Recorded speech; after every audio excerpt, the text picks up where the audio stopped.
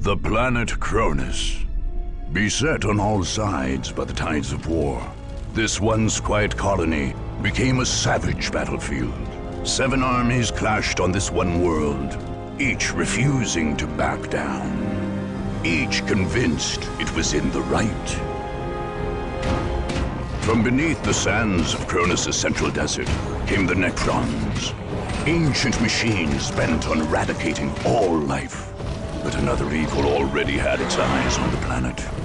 From the depths of the warp, the demonic forces of chaos arrived to enforce their claim. To oppose these fearsome powers, the planet's rulers in the Tau Empire sent their elite soldiers and sophisticated battlesuits into the fray. From the mighty Imperium of Man came the Imperial Guard, there to secure Cronus for the glory of the God Emperor.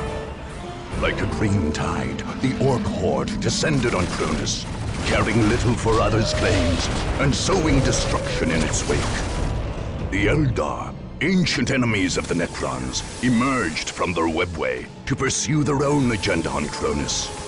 And last came the Space Marines, finest and most uncompromising of the Imperium's soldiers.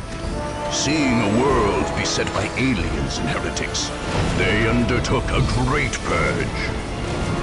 A Dark Crusade had begun. It could only end with the total victory of one of these factions and the total defeat of all others.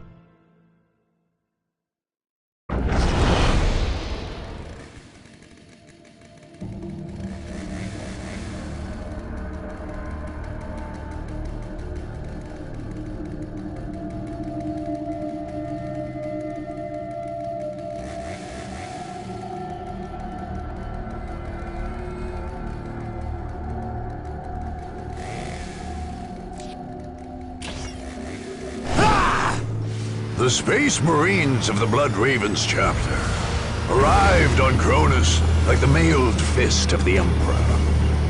Acting under orders from his chapter master and chief librarian, young brother Captain Davian Thule ordered the Blood Ravens to carry out a thorough purge of this world. The chapter master had told Thule that ancient relics of the chapter were hidden on Cronus. Artifacts from the mysterious early years of the Blood Ravens. These sacred items could not be allowed to fall into alien hands. Captain Thule ordered the withdrawal of the Imperial Guard forces stationed in Victory Bay. But Governor Alexander flatly refused to pull his men back. Thule judged the governor a good man, but had little choice but to send his Space Marines to battle the governor's troops, along with all the other powers on Cronus. The Blood Ravens' willingness to fight soldiers of the Imperium did not go unnoticed. Whispers began that the relics on Cronus were more damning than holy. Only the war's victors would be left to decide the truth of the matter.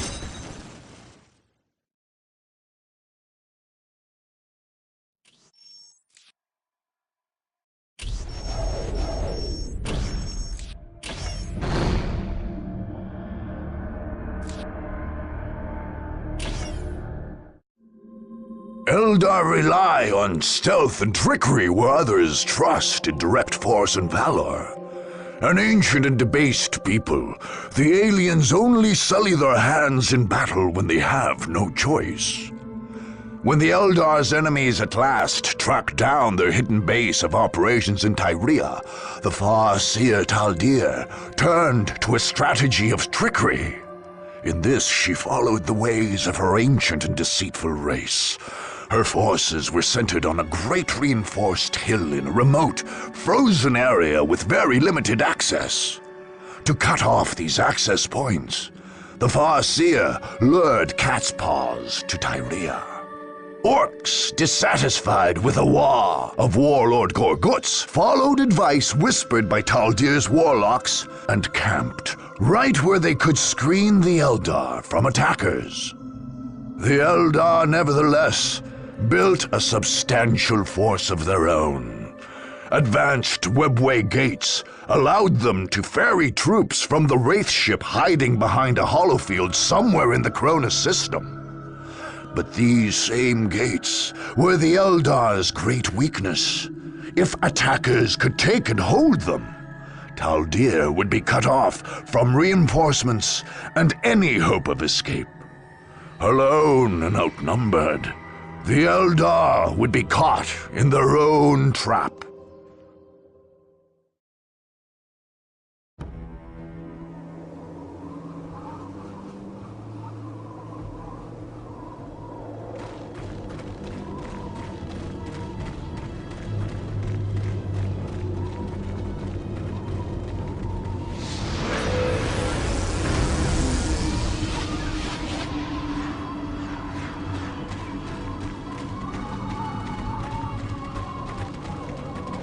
All is prepared.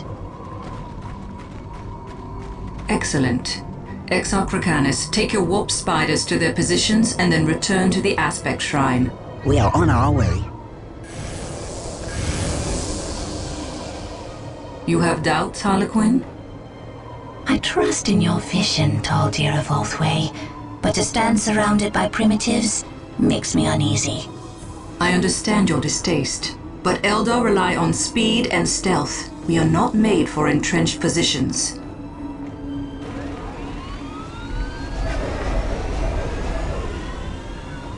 The orcs, however, make for excellent tools. They will keep the supply roads closed and our true enemies weak. And if these attackers defeat the orcs? I do not doubt they will overcome our cat's paws, but it will cost them. And in their weakened state, they will face the Wailing Doom itself. The Seer Council has named the young king. Exarch Recanus of the Warp Spider Shrine shall sacrifice himself to awaken our most powerful warrior, the Avatar of Cain. None shall escape my wrath.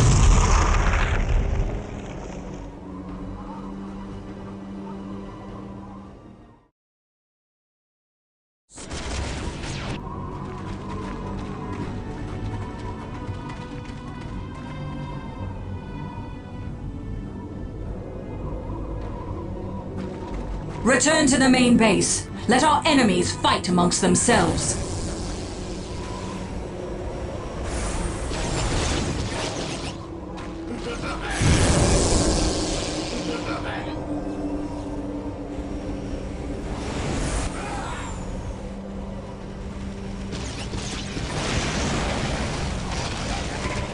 Got them! Got them all! Rejoice in the Objective lost.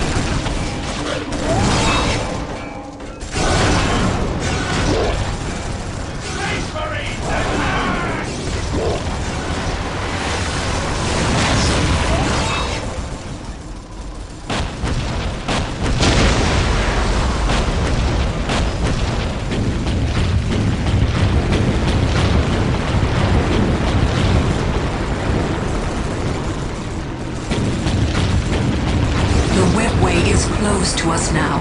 We are trapped on this world. The Avatar of Cain has fallen.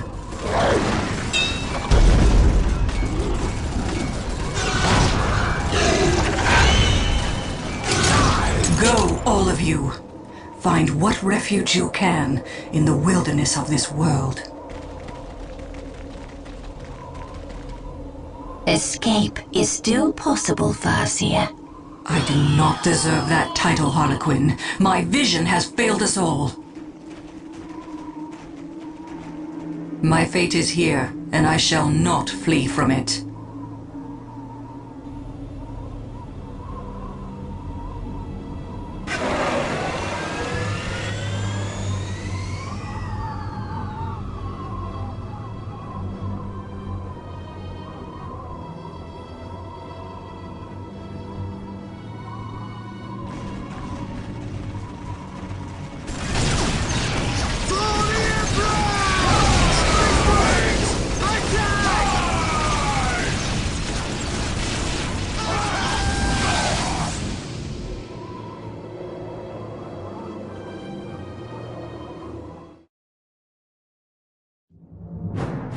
The Blood Ravens had suffered Eldar trickery on Tartarus and Rahe's paradise not long before their arrival on Cronus.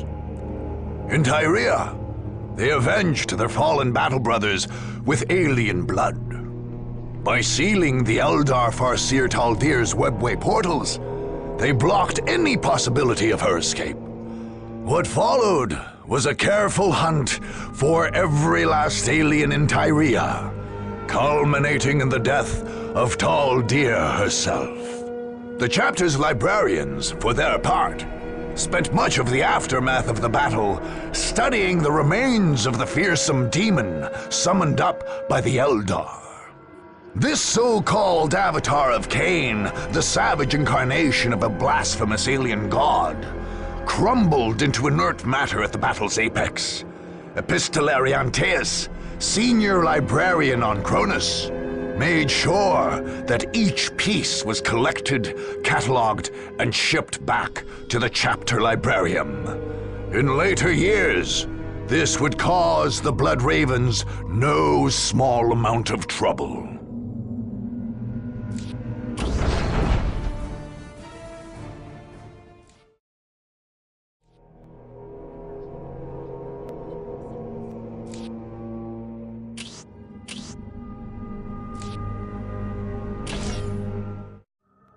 When the tide of war turned against the Tau, they faced attack in their stronghold in the city of Asharis, renamed Tashin by the aliens. The aliens were well entrenched, however, and ready to mount a vigorous defense. Shas Okais, the Tau military leader, made his headquarters in a mighty citadel in the city's center, forcing attackers to wend their way through the tight city streets, exposed to sniper fire and ambushes. Outlying bases in different quarters of the city supported his strategy, with Krut warriors and powerful armored units harassing attackers even further. The Tau's only strategic vulnerability was Unity Plaza, the city's main public space. A sophisticated communications tower there could potentially be used by an attacker to expose the stealth units positioned across the city. Okais knew, however, that his attacker's ultimate objective would be assassination, not conquest. Onel Shiorez, a member of the mysterious ethereal caste, led the Tau forces from the citadel in Tashin. Were he to die, Tau forces would crumble. But as long as the ethereal lived, the Tau would defend Tashin against all comers.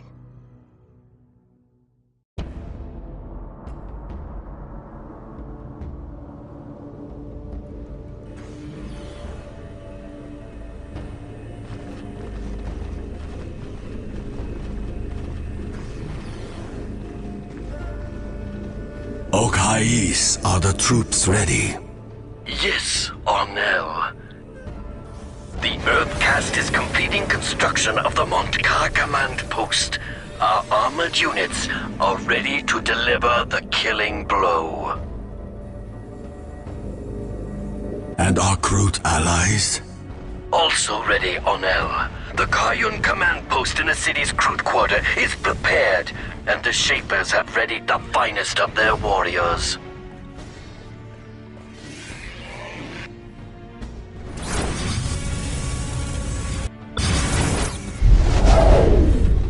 Stealth teams are taking position across the city, ready to strike where the enemy is weak.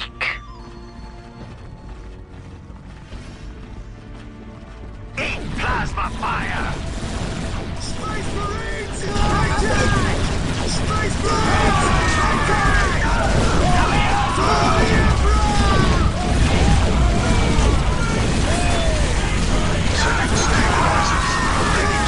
Strike teams of fire warriors and Krut packs will defend the streets and meet the enemy head on.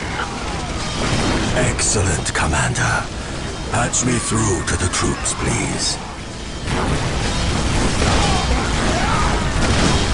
Soldiers of the Fire Caste, Krut and Vespid allies, today We stand as a bulwark against the selfish, the soulless, and the mad.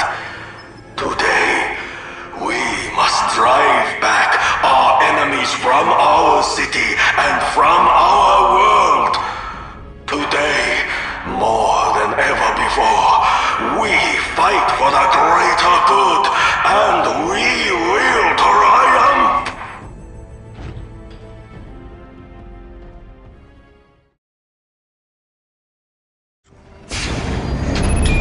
The enemy has taken the Unity Plaza communications array.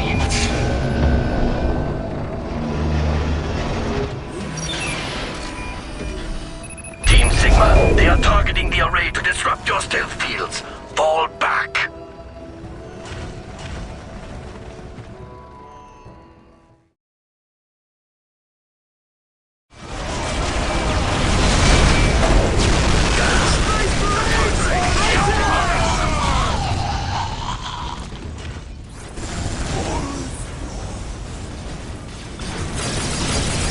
Onel is dead. We cannot win. Fall back, now!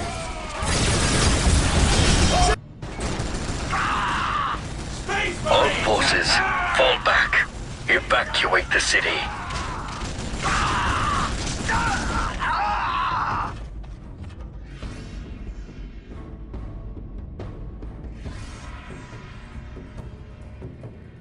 We will return, Onel, to Tau for burial.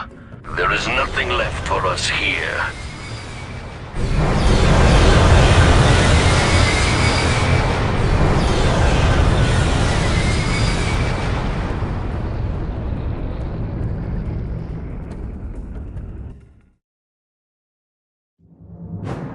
During the earlier Damocles Gulf Crusade, the Tau Empire had repelled the Nova Marines who landed on Cronus. In their assault on Asharis, the Blood Ravens more than avenged the Nova Marines' defeat. Much as the Third Company had during the Battle of Magna Bonum on Tartarus, the Blood Ravens' Fourth Company fought its way through the streets of Asharis, one block at a time, pushing back at the Tau Fire Warriors and Kroot Carnivores with steely determination. The Tau commander, Kais, did manage, however, to cheat the Blood Ravens of one prize, namely, the body of the ethereal Shiores, which would undoubtedly have ended up under study in the Chapter Librarium and Apothecarion. As it was, Apothecary Gordian spent many days collecting the alien blood samples left behind when the Tau withdrew with the corpse of their slain ethereal.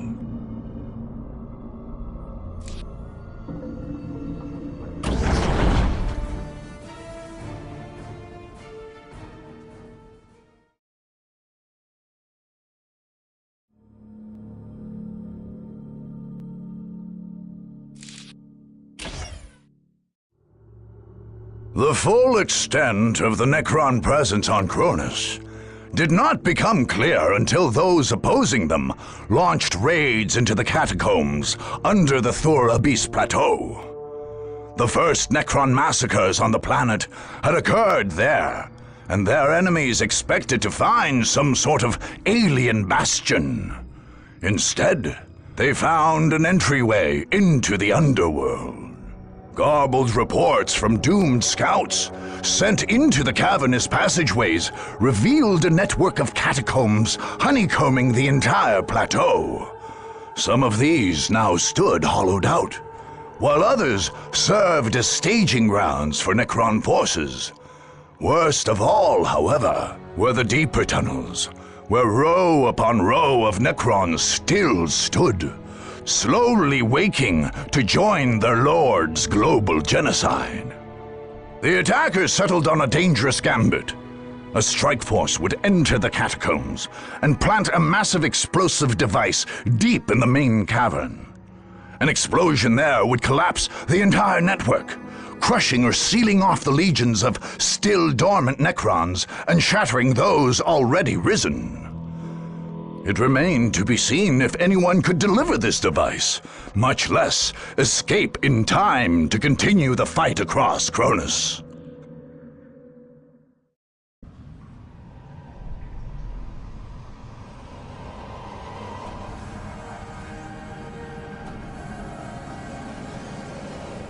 Fall back and regroup!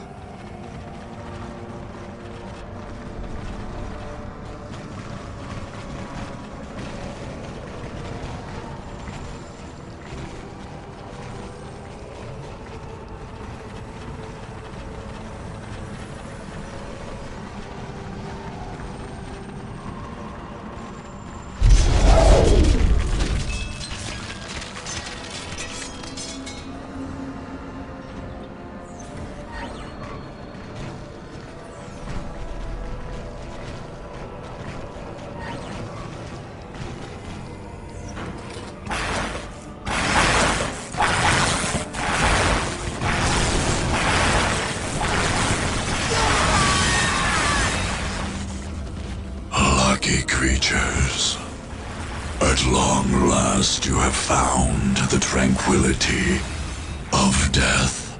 I was like you once, clinging to life and blind to the truth. When I uncovered the truth, I too shuddered and paled with fear. Deep in these catacombs, I was remade. Here, my brethren slumbered for eons, while the living grew like weeds. My lord knew this day would come. He had plans for us all. We would purge this world once more. So come, poor victims of life. We will grant you tranquility in these crypts. Cronus will be a tomb world once more.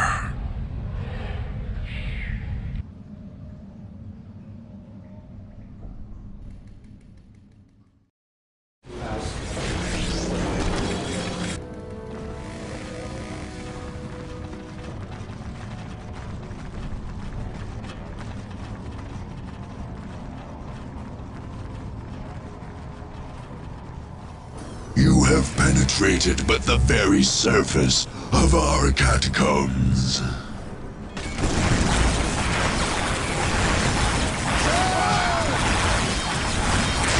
More and more of us rise from the depths with every passing moment.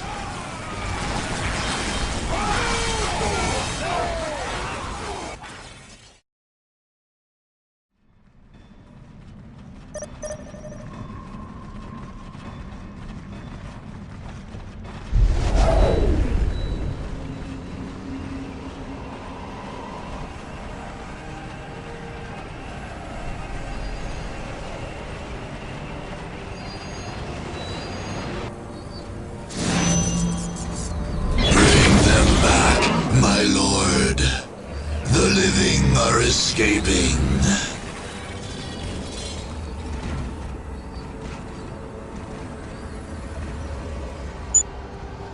My lord, the living have...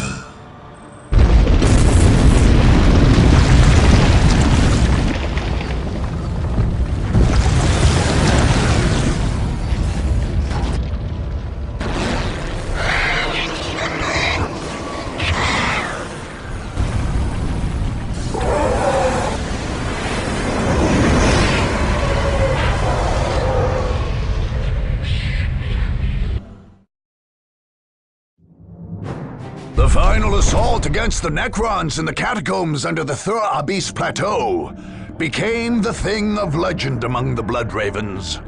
Descending into that sepulchral underworld, the Battle Brothers must have felt cut off from the Emperor's light altogether.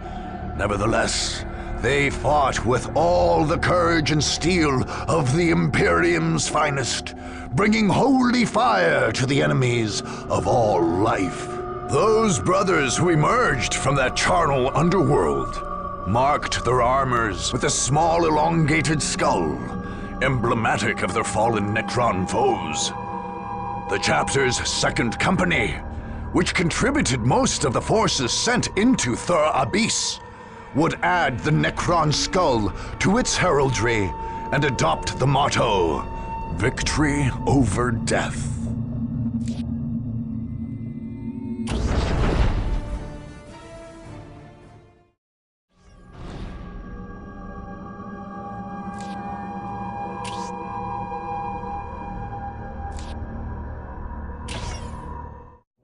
Upon arriving on Cronus, General Lucas Alexander became Governor Militant and set about reclaiming the planet for the Imperium. When his enemies launched attacks on his capital, he prepared to repel them with extreme prejudice. Experts in planetary defense, the men of the Imperial Guard were heavily dug in and fortified in Victory Bay. Any attacker would face well-armed and well-supplied soldiers, backed by powerful armored columns and artillery positions. The Guard's only real weakness was its morale. Although most soldiers served honorably, the men of the regiment's 5th Company had proven less than stalwart and were placed under command of Regimental Commissar Anton Gebbet in a forward base on the northern shore of the Victoria River. Without Gebbet's whip, the company and its base would surely fold. Other companies took position in forward bases in more sensitive areas, ready to drive the enemy off. Still, determined attackers could overrun those positions. Governor Alexander remained confident, however.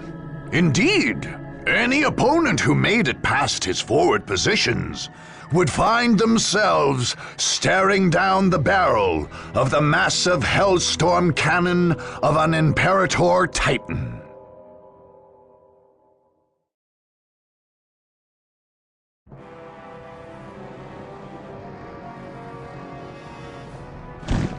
Fifth Company, this is the moment of truth. You will not fear. You will not falter. You will not give a single step to the enemy. But sir,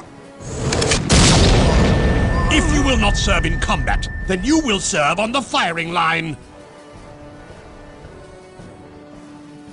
Enemies of the Imperium, hear me. You have come here to die. The immortal Emperor is with us, and we are invincible. His soldiers will strike you down. His war machines will crush you under their treads. His mighty guns will bring the very sky crashing down upon you. You cannot win.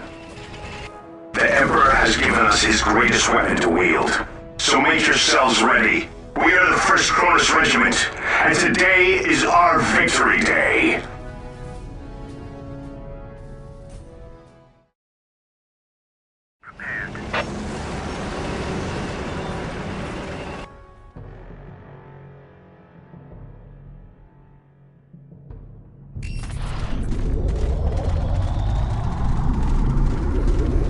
Go, go, go! On my command, fire the Titan cannon. Fire!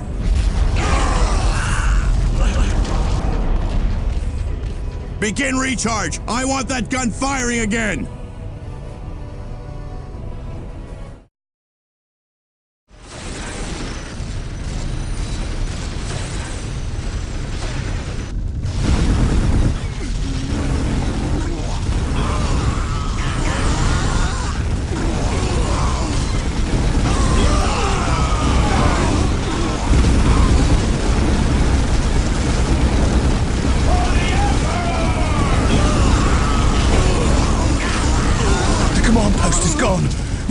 Back much longer. We can't allow the Titan cannon to fall into their hands. Overload the core.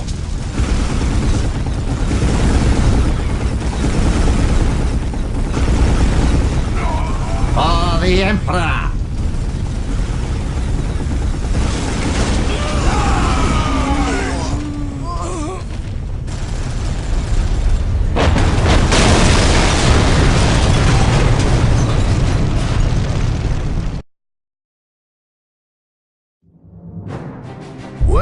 Blood Ravens leveled the Governor Militant's palace in Victory Bay.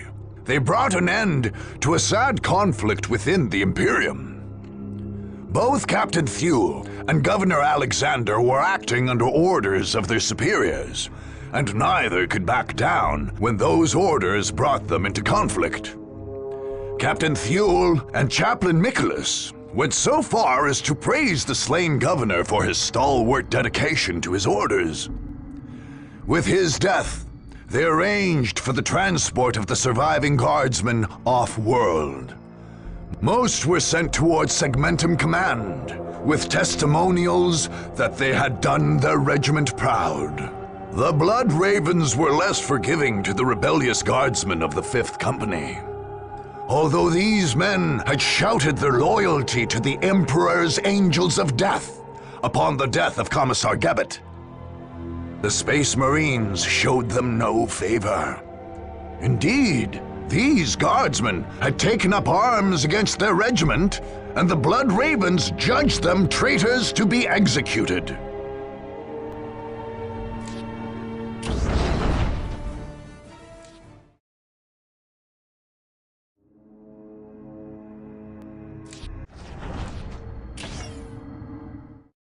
Those opposing Warlord Gorgut's headhunters Green Tide faced the same challenge the Tau had faced on Cronus for generations. Pushing the orcs back from the deserts and cities was one thing, but dislodging them from the jungle was another altogether. Even the legendary Tau leader, Commander Farsight, had failed to purge the orc-infested swamps of the Green Coast. Still, a complete purge wasn't necessary to break Gorguts. The warlord had cobbled together his great horde, or Wa, in the parlance of the alien, from a large number of fractious clans and tribes. So long as the warlord led the Wa to victory, their clan's loyalty was assured. But with enemies assailing them in their very homes, discontent reared its head among the orcs. Secondary chieftains wondered if they might not make better warlords than Gorguts. With these fissures in the Wa widening, the orcs' enemies struck. They drove deep into the Green Coast, hoping to eliminate Gorguts himself and plunge the horde into infighting and rebellion. For Warlord Gorguts, the only solution was to crush the attackers under unrelenting waves of orc warriors.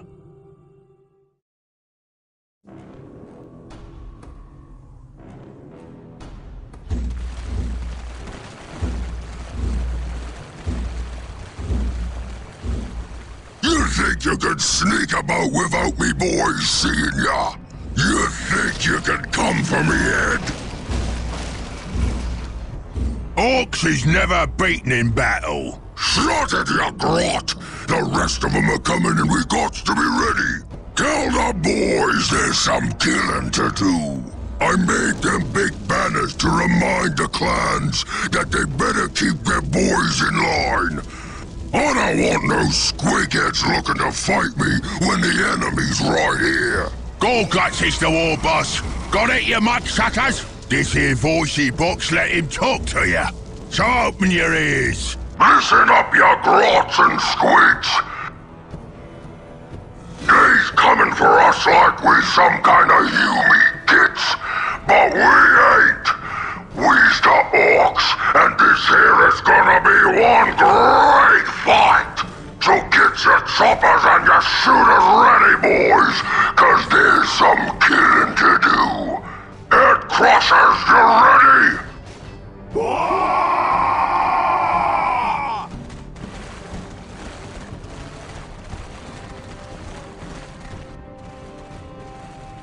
Foot stompers, you squiggers and such ready?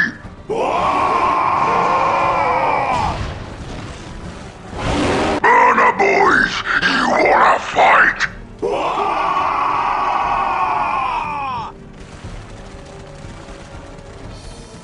Rocket Rangers, you in it or what?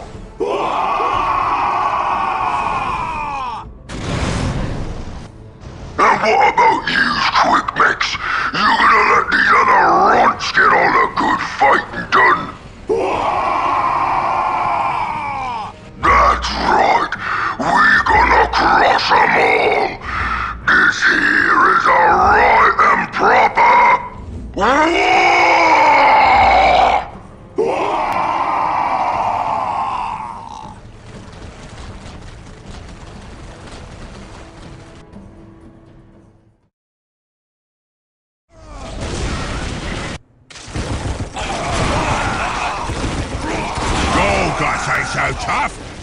him! Ain't no grot lover's gonna leave me war! Chop 'em up, boys! Boss! The head crushers! He's rebelling! I can see that, you squid farmer! Shut your yap and get back to killing! But killing who, boss?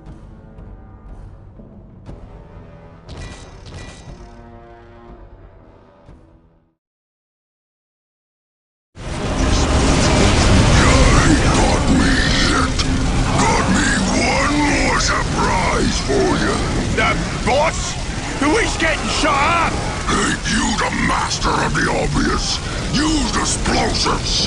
The what? The bomb, you git! The bomb!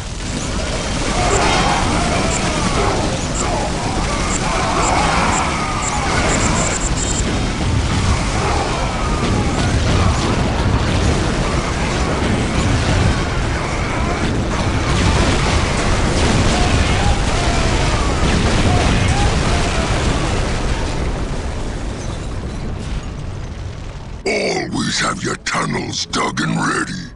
You sure is smart, boss. Shut it, you git! I got me a whole war to rebuild. Now get me the gawk off of this here planet.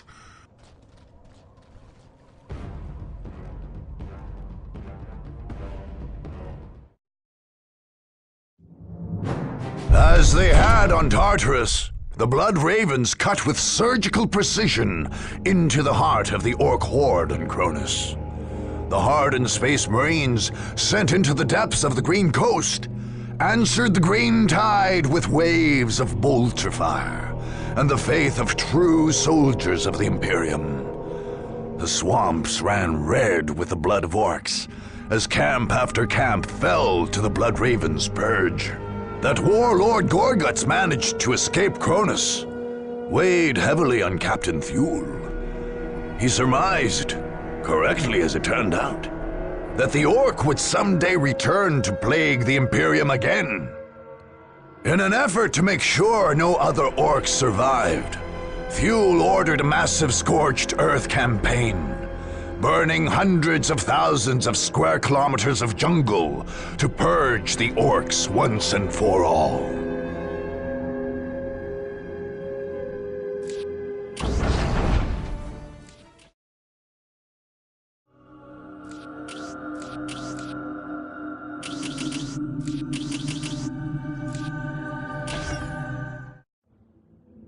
In a foul shrine in the Deimos Peninsula, lost souls summoned the Black Apostle Eliphas to Cronus. There, the Word-Bearers raised their black temples and launched their assault on the world. Eldritch energies split the earth with abyssal fissures and remade the lush jungles into a nightmare landscape, pulsing with ruinous energies. A master demagogue, Eliphas made an advantage of the fractious nature of those bent to chaos. Instead of relying on a unified defense, he allowed his champions and cult leaders to establish their own satellite temples, where they could pursue their own dark rituals. Any attacker who hoped to defeat the Word-Bearers would have to run a bloody gauntlet of heretics, including some of the Legion's most veteran Chaos Space Marines. Indeed, killing the heretics on Cronus was pointless so long as the Great War Portal in Eliphas's Bastion remained open. The dark spells of the sorcerers Amphion and Zathus maintained this massive rend in the fabric of creation, granting Eliphas endless reinforcements. So long as the Deimos portal remained open, there could be no victory on Cronus.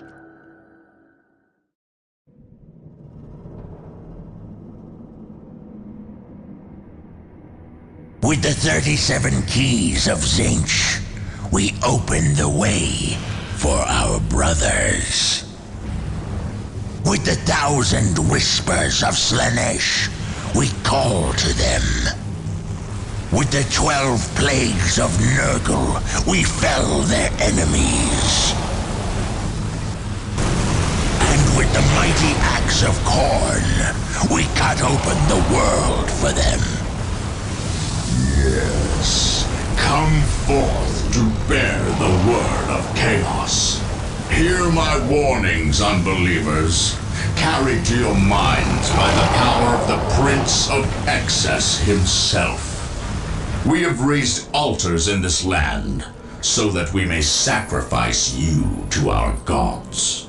Veterans of 10 millennia of unholy war wait to grind you beneath the treads of their mighty boots. The chosen of Khorne hunger to add you to their bloody tally. The Blood God himself has marked this land and will claim your skulls for his throne. There is no hope in opposing the inevitable. Put down your arms, unbelievers, and bow before the forces of chaos undivided.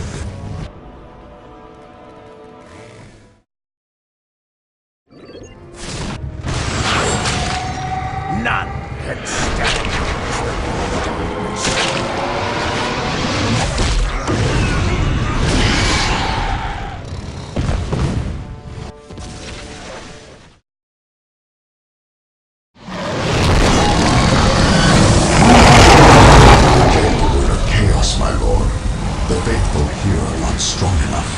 It is a poor shepherd who blames his flock apostle.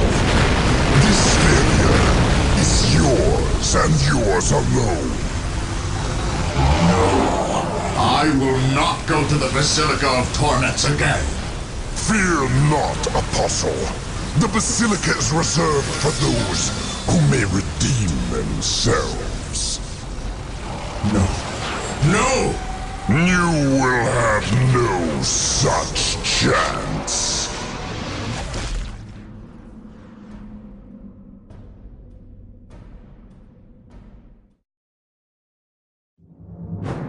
The Blood Raven's assault on the Black Temples of the Deimos Peninsula replayed the tragic battles of the Horus Heresy.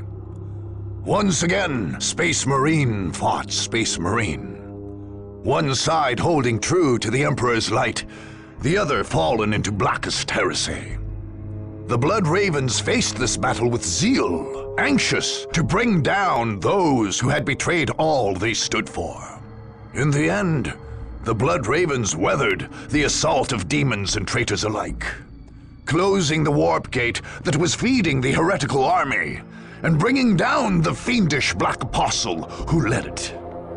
As for the desecrated temples and foul shrines that dotted the landscape, the librarians of the chapter cataloged and recorded all their contents. They then undertook the safe transport of these black artifacts to their librarium, where they could be safely destroyed.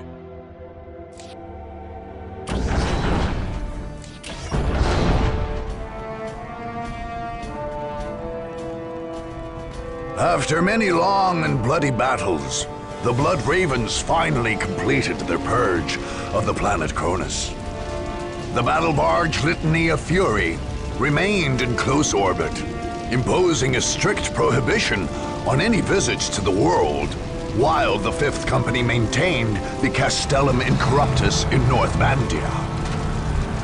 The Imperial Guard Segmentum Command lodged protest for the Blood Ravens' actions, reporting them to the Inquisition.